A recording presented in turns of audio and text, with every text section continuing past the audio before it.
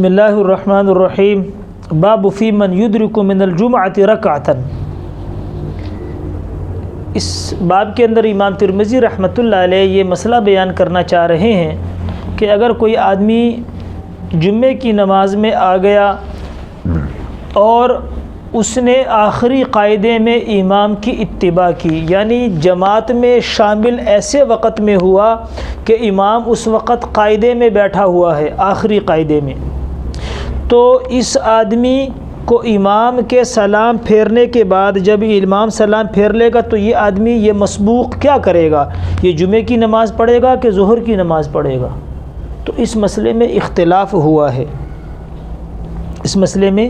اختلاف ہوا ہے۔ حضرت امام اعظم ابو حنیفہ رحمۃ اللہ علیہ اور حضرت امام ابو یوسف یعنی ہمارے احناف کے شیخین یہ فرماتے ہیں کہ یہ آدمی امام کے سلام پھیرنے کے بعد جمعے کی 2 رکعتیں پڑھے گا، ظہر کی نماز نہیں پڑھے گا۔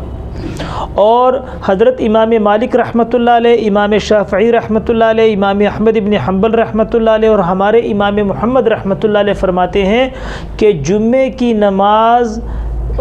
کم از کم 1 رکعت کا ملنا اس کے لیے ضروری ہے، یعنی جو آدمی جمعے کی نماز میں امام کے ساتھ 1 رکعت پڑھ لے پھر تو وہ جمعے کی 2 رکعتیں پڑھے گا، اور جس سے دونوں رکعتیں فوت ہو گئی تو وہ امام کے سلام پھیرنے کے بعد 4 رکعتیں ظہر کی پڑھے گا، جمعے کی نماز نہیں پڑھے گا۔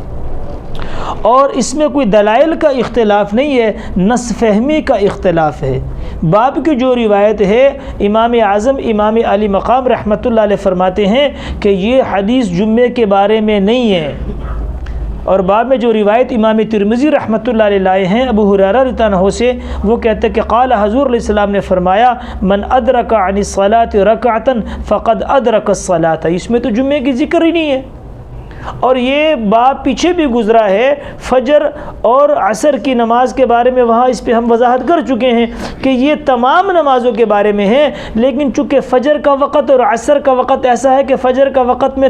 سورج طلوع ہوتا ہے اور مغرب کے وقت میں غروب ہوتا ہے، اس لیے خاص طور پہ ان 2 وقتوں میں اختلاف ہوتا ہے۔ تو یہاں سے امام اعظم علی مقام رحمۃ اللہ علیہ فرماتے ہیں کہ اس حدیث میں تو جمعے کا ذکر ہی نہیں ہے، اس میں تو رکعت کا ہے، تو لہٰذا اور دوسرا وہ کہتے ہیں کہ اس حدیث کا جو مطلب ہے وہ یہ نہیں ہے۔ امام علی مقام رحمۃ اللہ علیہ فرماتے ہیں کہ اس حدیث کا مطلب یہ ہے کہ بچہ ایسے وقت میں بالغ ہو گیا، یا عورت حیض و نفاس والی تھی پاک ہو گئی، یا کافر مسلمان ہو گیا اور طہارت حاصل کرنے کے بعد 1 رکعت یا تکبیر تحریمہ کا وقت ملا تو یہ نماز ان لوگوں پر واجب ہوگی، بعد میں قضا کریں گے۔ اس حدیث کا یہ مطلب ہے، اس حدیث کا یہ مطلب ہے۔ اس حدیث کا یہ مطلب نہیں ہے کہ جو اس نے ایک اور ائمہ ثلاثہ اور امام محمد رحمۃ اللہ علیہ نے فقد ادرک الصلاۃ سے رکعتن سے استدلال کیا ہے۔ وہ کہتے حضور نے فرمایا من ادرک عن الصلاۃ رکعتن، کہ جس نے 1 رکعت تو پالی لہٰذا اس نے نماز پالی، اور جس نے 1 رکعت بھی نہ پائی تو اس نے نماز نہیں پائی۔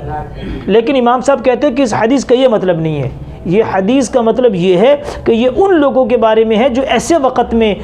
پاک ہو جاتے ہیں، بچہ بالغ ہو جاتا ہے، کافر مسلمان ہو جاتا ہے، اور طہارت کے بعد ان لوگوں کو اتنا وقت ملتا ہے کہ جیسے تکبیر تحریمہ یا 1 رکعت کا وقت ہو تو اس وقت کی نماز ان لوگوں پر کیا ہوگی؟ واجب ہوگی، یہ بعد میں قضا کریں گے۔ اس حدیث کا جمعے کے اندر کوئی تعلق نہیں، یہ ساری نمازوں کے بارے میں ہے۔